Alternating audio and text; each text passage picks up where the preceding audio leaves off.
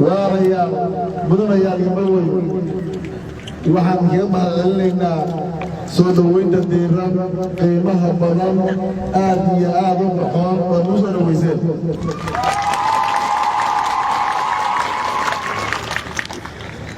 waxaan ognahay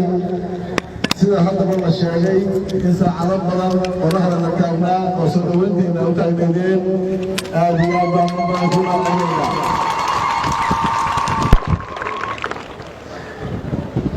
reer Bacadweyne sida dawladnimada ugu taagan tihiin u taageerteen idinkaga muuqato waa ku mahadsantihiin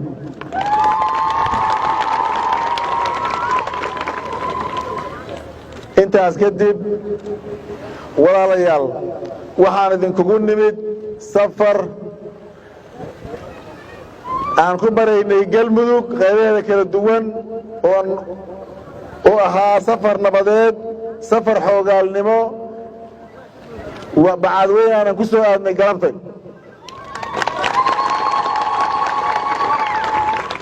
waxaad leenahay waa dadka ugu horeeya tiina ku soo dhawaada safarkii nabadda iyo xoogaalnimada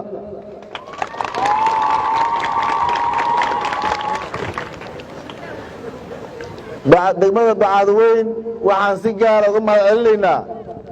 dadka reer Bacadweyne inay yihiin dad aysan argagixisadu xiriirna la lahayn deegaankoodana ilaa karin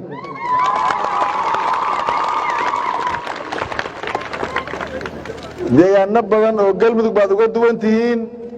inaad ka xaaraantinimayseen deegaankiina argagixisada nolol iyo nabadda diiday